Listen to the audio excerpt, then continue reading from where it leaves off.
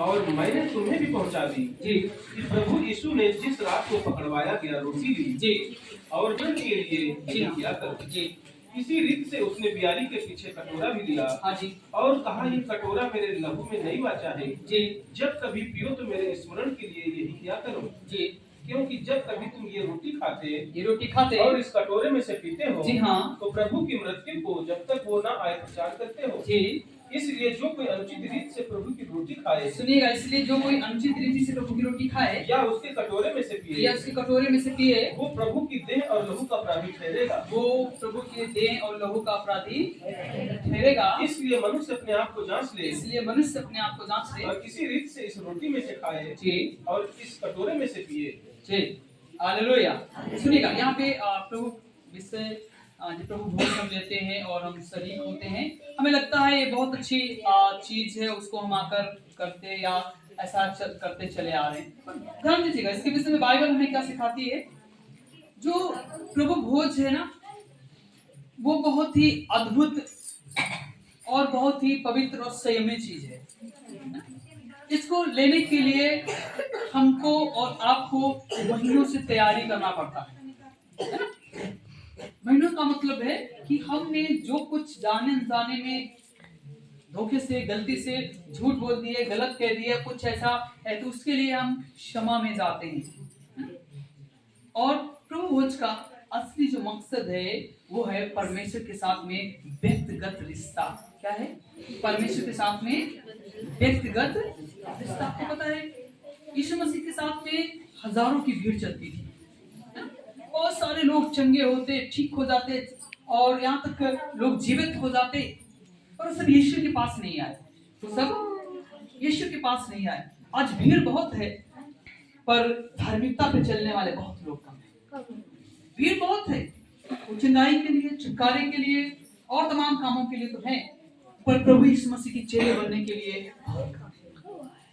आपको मैं बताना चाहता हूँ, जब इस संसार में प्रभु यीशु मसीह के द्वारा ये प्रभु भोज का चलन हुआ, एक प्रक्रिया शुरुआत हुई। प्रभु भोज इस बात को दिखाता है कि यीशु मसीह हमारे लिए मारा गया और गाड़ा गया और तीसरे दिन जी उठा। हम उसके मृत्यु को याद करते हैं, हम उसके पुनरुत्थान को याद करते हैं, हम उसके जीवन में जो आपके लिए, हमारे लिए जिसने बलिदान चढ़ाया है, हम उसे प्रभु भोज के दौरान याद करते हैं। भोज कोई बहुत ऐसा नहीं कि आपको बहुत आनंद आ रहा है, प्रभु भोज बहुत एक ऐसा सेंसिटिव या कह सकते हैं बहुत पवित्र चीज है जिसमें आप और हम शरीक होते हैं।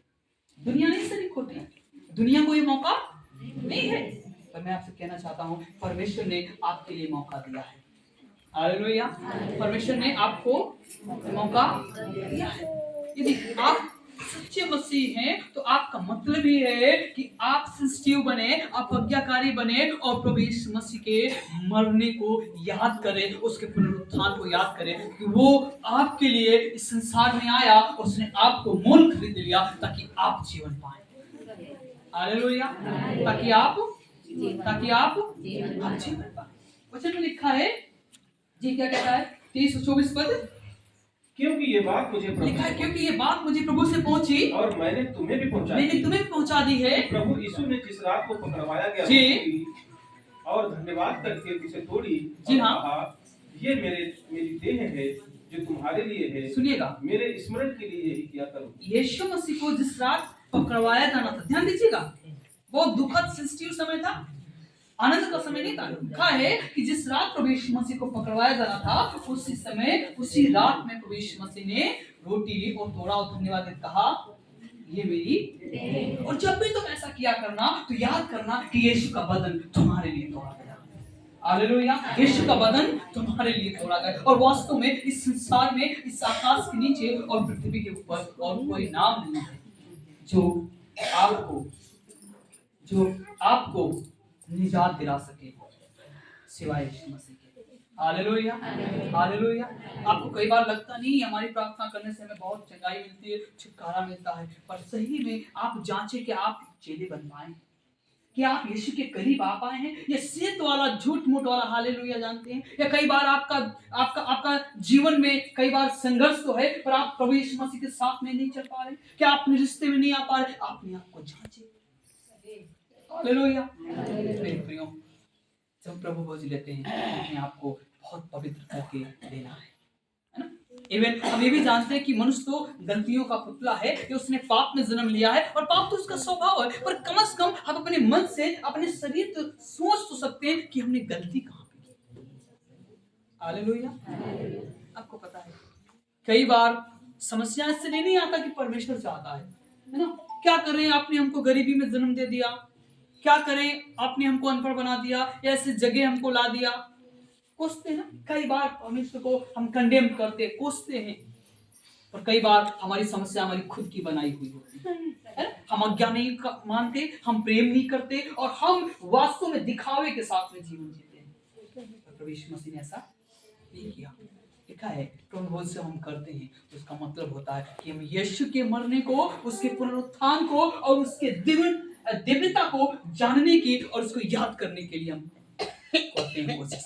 Hallelujah, hallelujah. हमारा जीवन इस कदर का नहीं था। लिखने वाला कहता है जिस रात प्रभु यीशु मसीह को पकड़ाया गया उसने रोटी को तोड़ा। इस बात को दिखाता है कि आपका रिश्ता प्रभु के साथ कैसा है, भीड़ के साथ नहीं। वचन में लिखा है प्रभु यीशु मसीह के साथ में हजारों हजार लोग जाते थे, पर प्रभु किसके साथ में हुआ, किसके साथ में हुआ?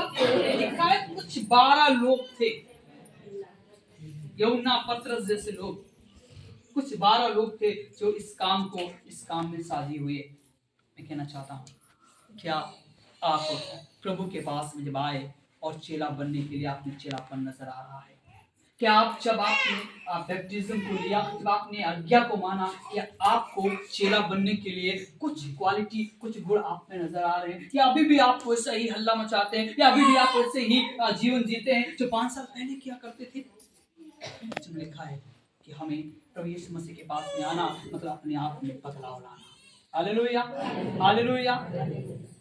इसके विषय में याकूब क्या कहता है? याकूब 1 अध्याय का 5 वचन, याकूब